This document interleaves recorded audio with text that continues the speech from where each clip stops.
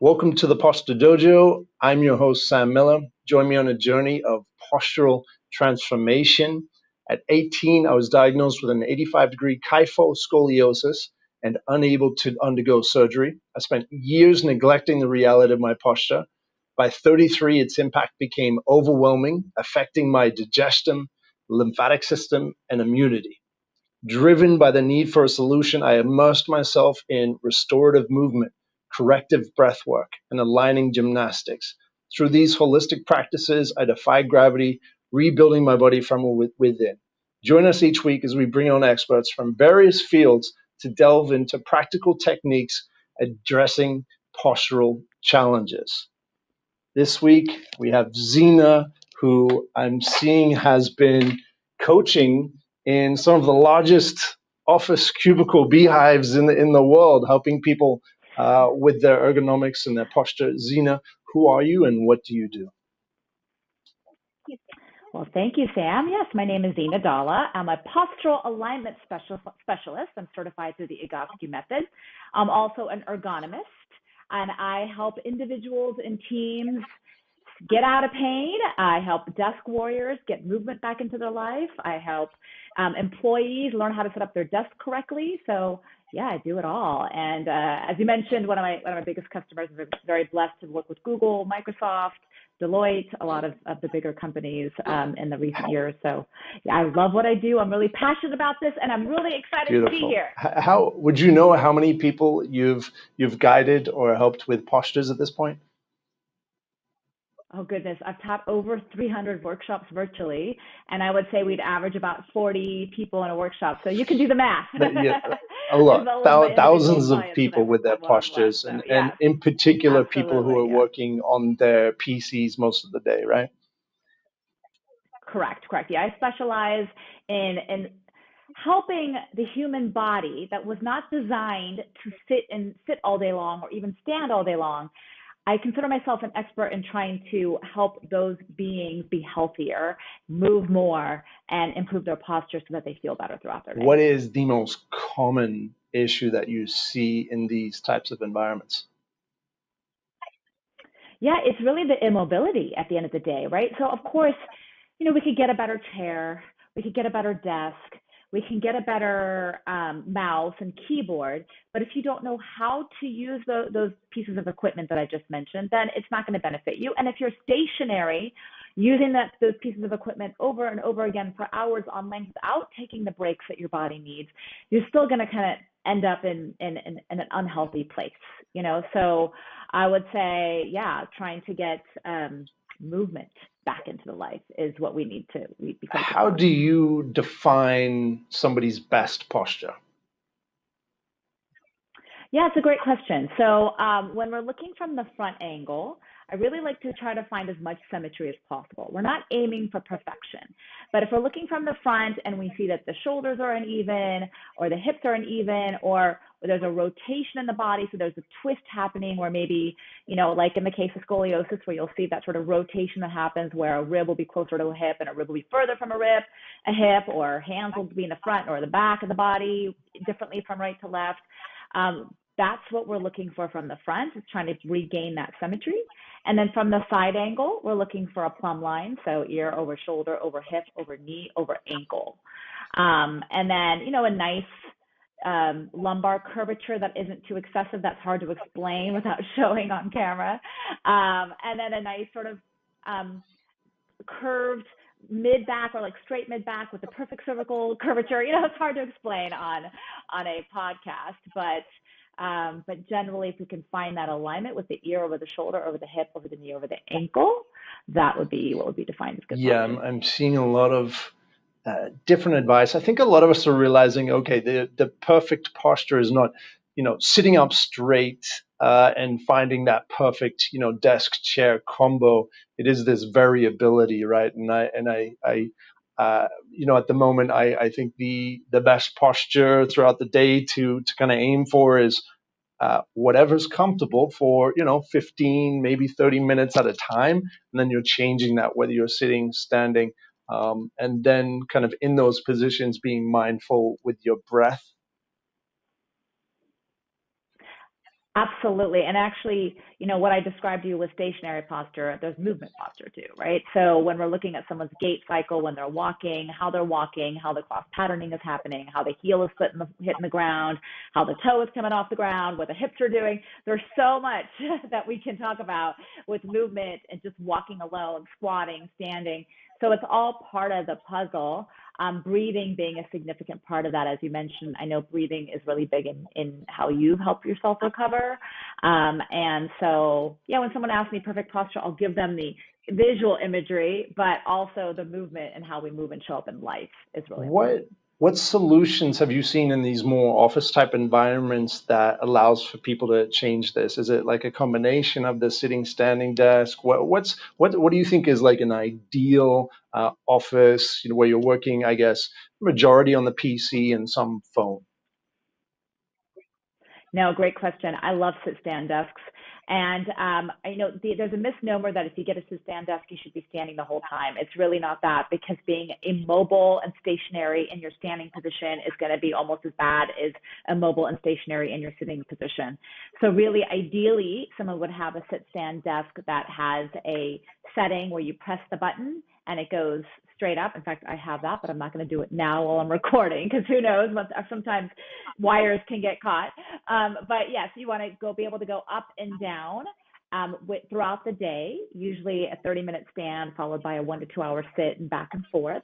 And then stretching throughout the day. So taking movement breaks every 30 to 60 minutes is ideally what we want in terms of movement breaks. That can be doing posture exercises or stretches, hand stretches, or getting up and walking around on video calls, as well as, if you're really talking the specifics of ergonomics, proper, monitor setup, proper keyboards, proper mice, bring anything that can bring the body into a more neutral position for the longer range work, the typing, the mousing, the computer screen looking at. We want to also make sure those pieces of equipment are set up in neutral position. Beautiful. Yeah, movement is a great posture. So any opportunity to walk, to be hands free, to be eyes free as well is also really important to take advantage of. And I guess that posture is part mindset, and seeing those opportunities to do that throughout your day.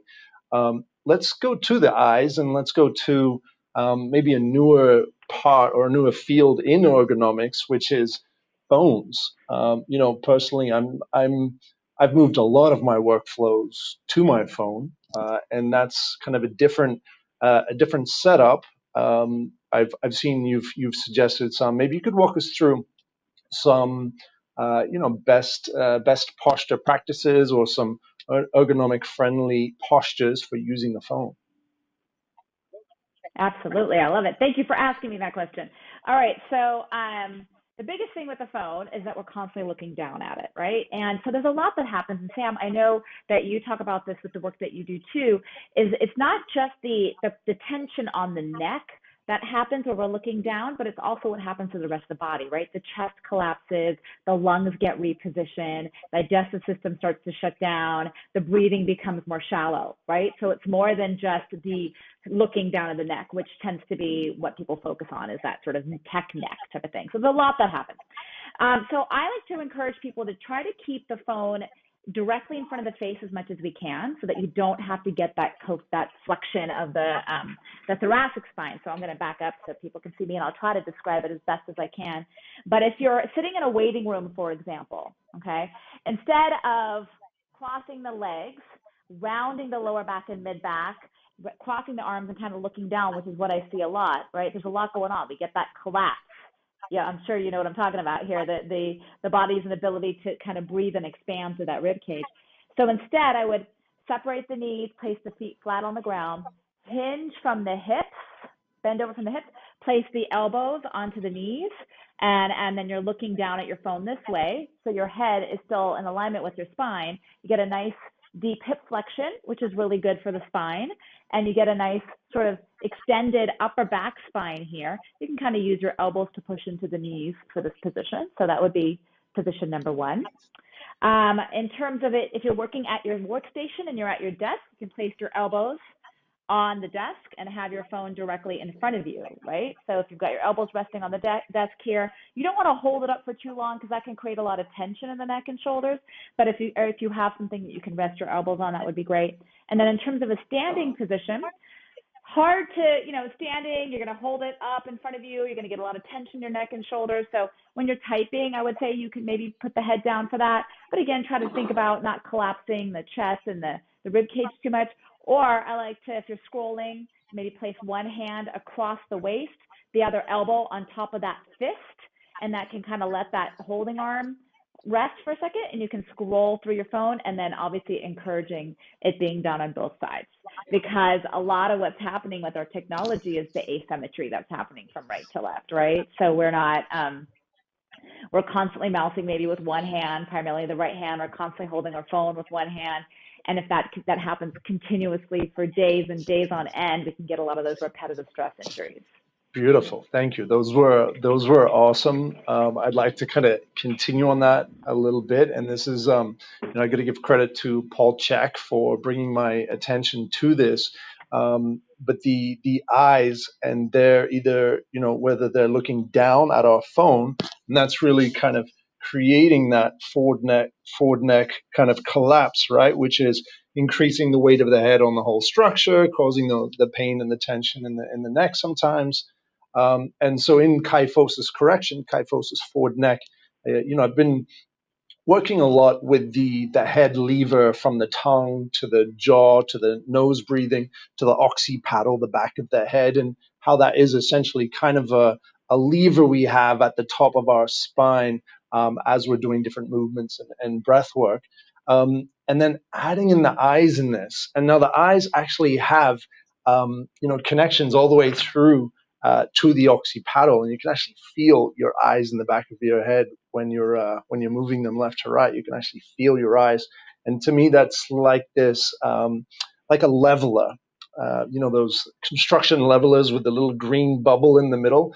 I think it's really been underestimated in the posture correction scene, is kind of utilizing this in these positions that we're spending a lot of time in, and I saw in the positions you shared, you're really angling yourself so that you do have your eyes kind of more direct. Your eyes aren't kind of looking down at the phone and kind of pulling your head forward that way. So by holding the phone more vertically, or even more with that chin tucked and your eyes a little bit higher, you're actually kind of creating that elongation that I love to see and love to do in whether it's static postures or these dynamic movements that we're doing for posture correction as well. So don't underestimate the angle of the back of your head, your eyes in your posture, especially with the forward neck kyphosis. It's a major piece of the puzzle. Absolutely. And you also bring up a point about eyes and the movement in the eyes. So as an ergonomist, one of the biggest issues we have is people's eyes being stationary and still for too long, right? We might be reading on a screen, but as hunters and gatherers, how our bodies were designed to function, we're supposed to move our eyes all over the place.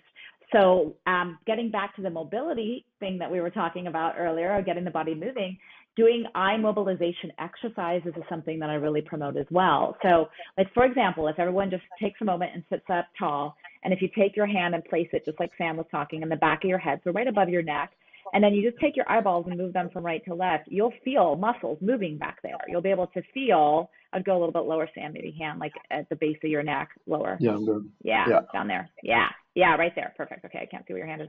And so you can feel the eyes go back and forth right there. And a lot of people struggle to do, like I actually just noticed you do it the first couple of times when you corrected it, which was they start to move their head when they move their eyes, right? So maybe doing some exercises I like to promote.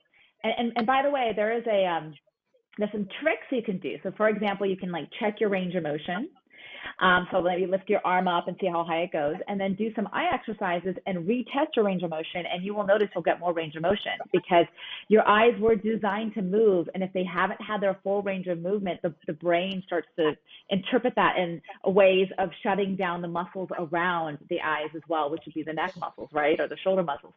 So if we could do eye exercises like vertical saccades or horizontal saccades, which is where you'll, take your hands out, thumbs out, and alternate the eyes up and down without moving your head, you can sometimes notice changes in range of motion. So it's really amazing. It's great for the body. Can also calm us down because we're doing neuromuscular work. It's not just, no muscular work is without the brain, right? It's all integrated.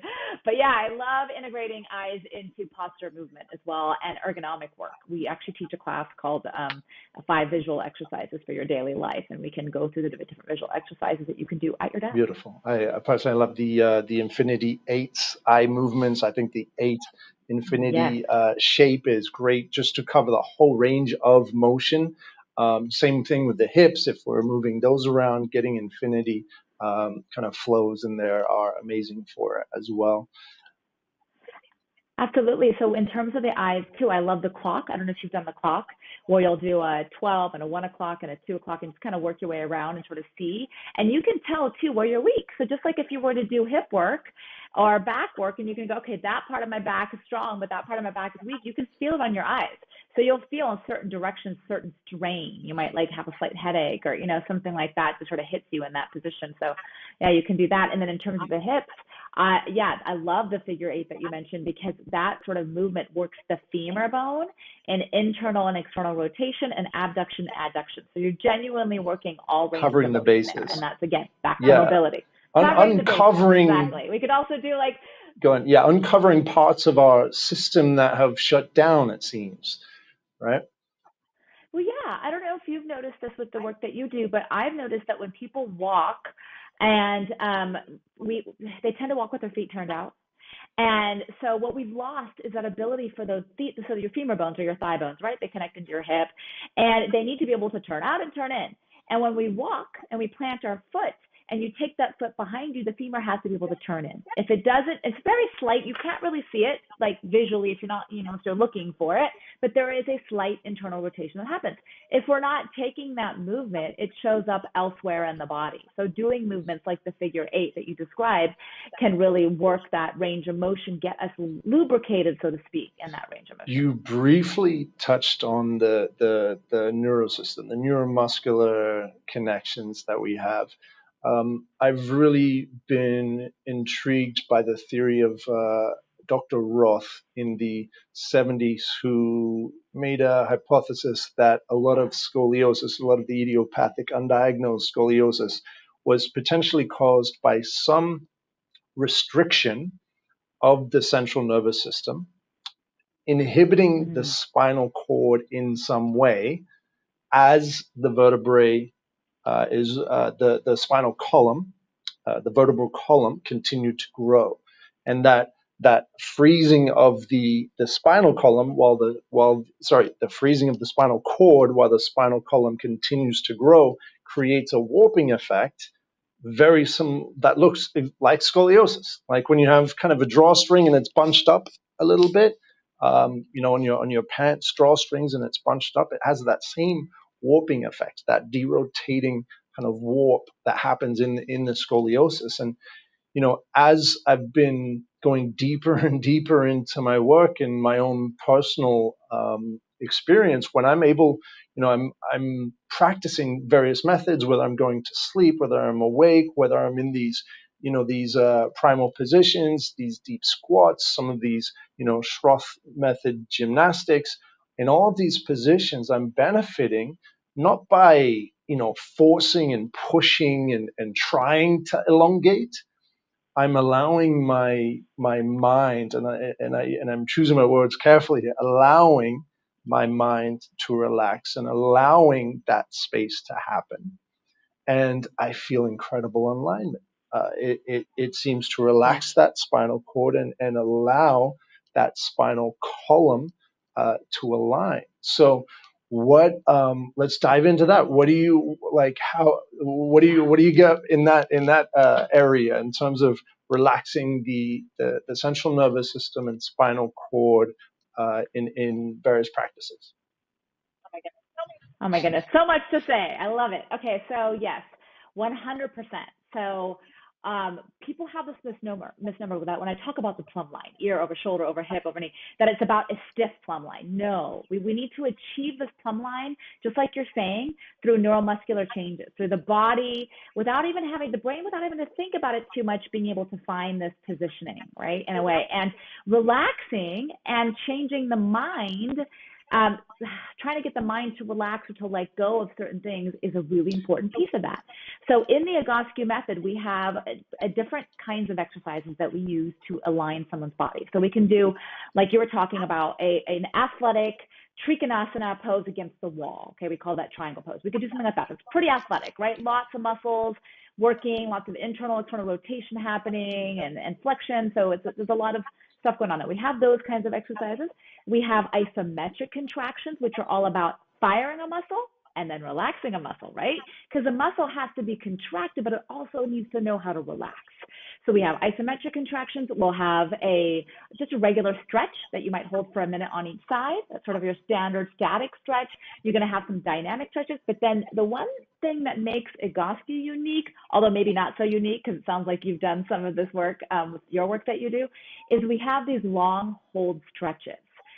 So the long hold stretches will put somebody in a position, will blockade their body by maybe laying them on the ground and maybe blocking the foot from turning out and maybe sticking a foot on a wall so that the hip is sort of, stationary, or put straps around the knee so that the knees can't go a certain way. And then we allow the client to simply relax. And it could be anywhere from 5 minutes to 50 minutes of that kind of work. And when I have clients doing a menu of exercises, which is how they work with me, I'll give them a menu of exercises and they do them every day. I'll instruct them that during this long hold stretch, I highly recommend they do some sort of meditation, whether that's trauma work, release work that they're listening to, whether that's breathing, body scans, chakra meditation, does not honestly matter to me, whatever works for the client and their particular issue. But to try to calm the brain down, get it to release, like you said, and then we start to see changes happen in the body, and we start to see changes that stick, changes that because then we follow that up with a strength type of work or a gymnastic type of work, then we can really see the body stay shifted long term. Am I making sense? Absolutely. Yeah.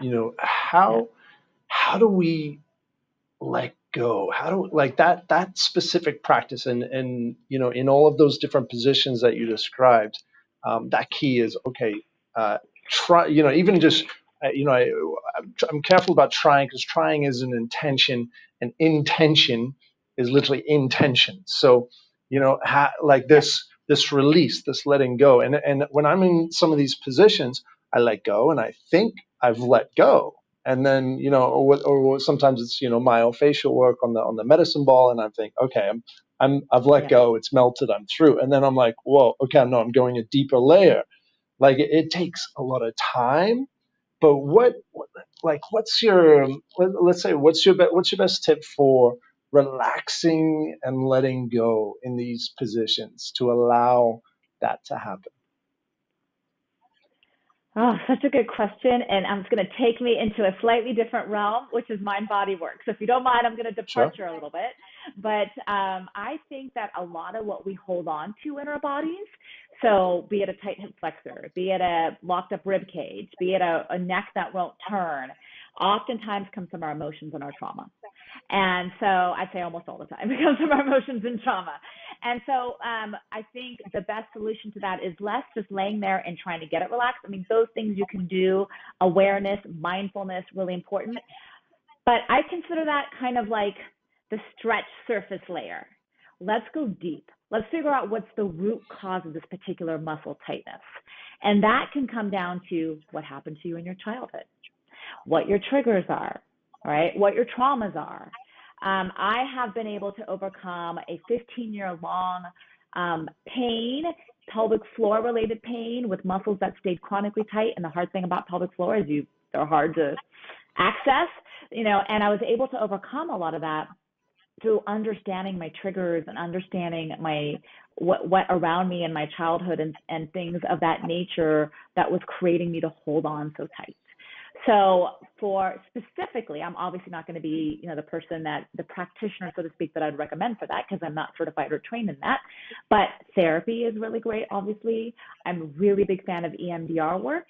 So EMDR work uses the eyes and eye movement, as we were just talking about, Sam, to help retrain and calm down trauma in the brain. So if there's something that triggers you and it comes from an incident that happened in your childhood, you would do EMDR work around that incident to try to calm down the mind's reaction to that trauma, so to speak, right?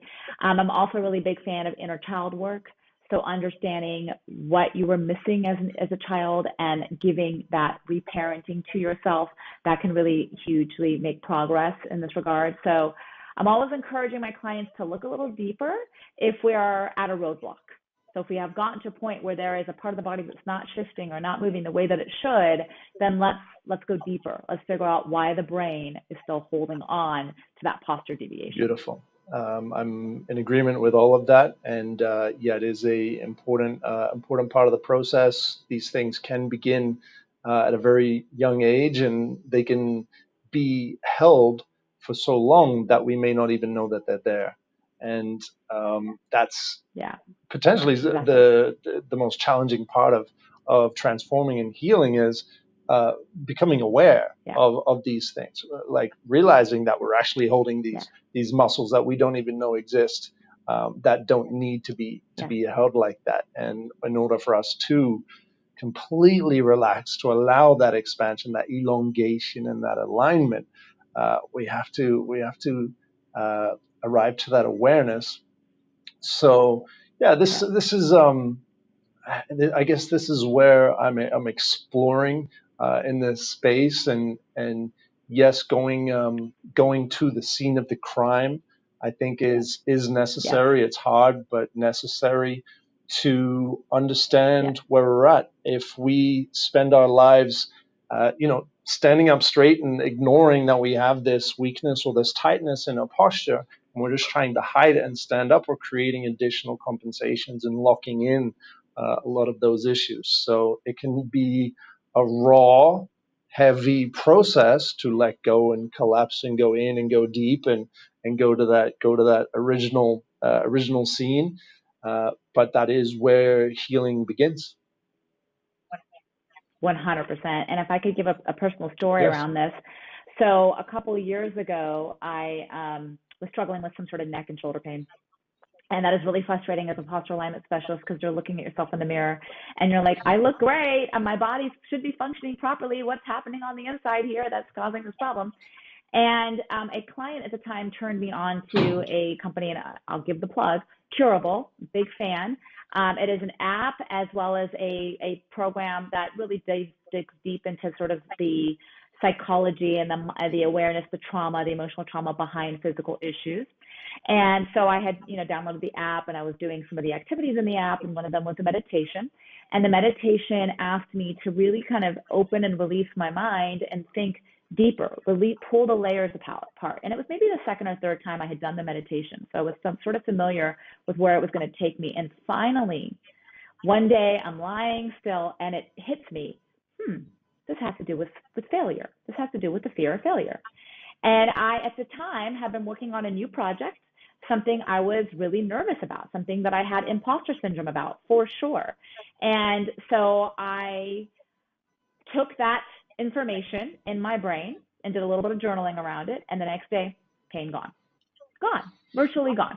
So obviously I jumped on that bad wagon, and Curable is what I can, aspire to, that has really helped me get through my pelvic floor work and dysfunction, as in addition to the biomechanic work that I know how to do, working with a proper physical therapist, doing my own posture work pretty much daily. All of it combined is what has given me personal success from point A to point B. But yeah, it could, and if I were to dig even deeper on that fear of failure, if I were to dig into my childhood, really great childhood, but also there was a lot of expected of me growing up in terms of where I would go to school, where I would go to college. So if you can really always just dig a little bit deeper and get to that root cause of what it is.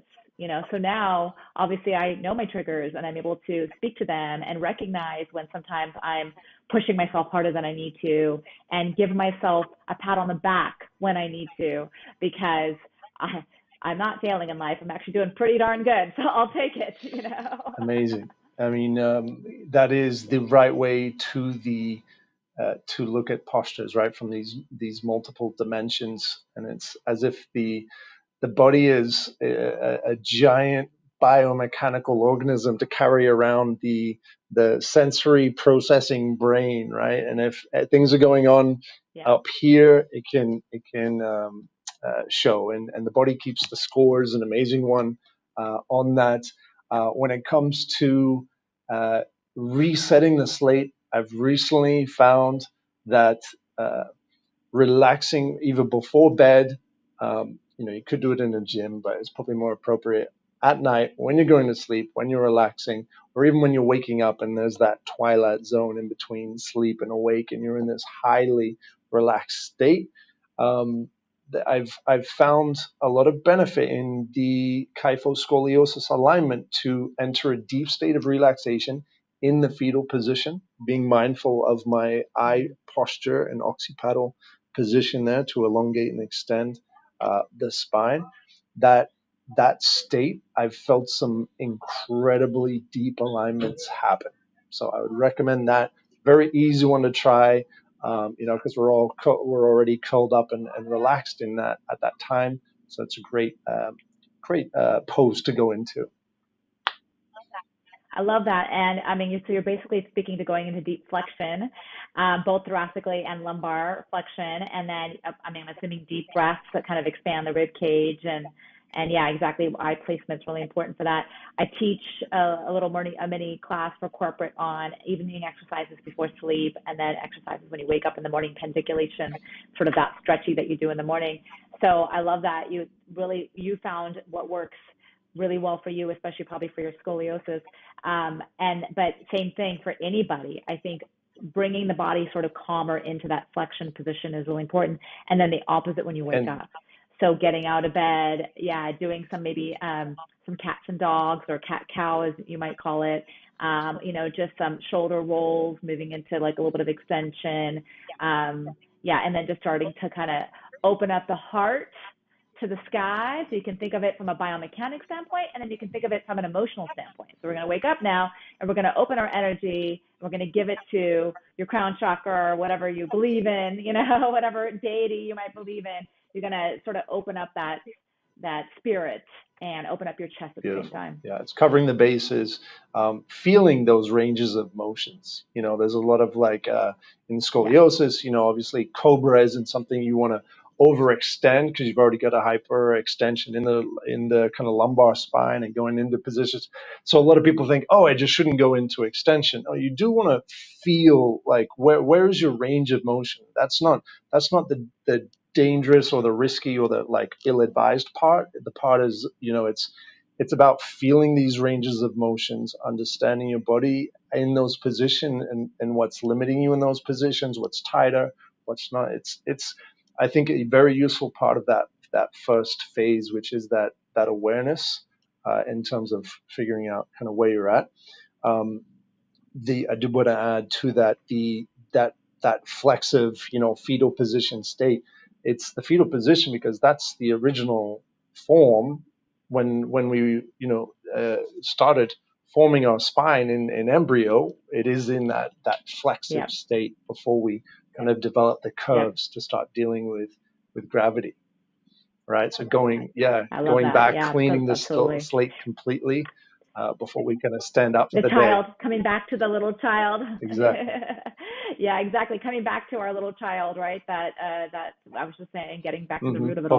Before we So had to deal important. with gravity. Exactly.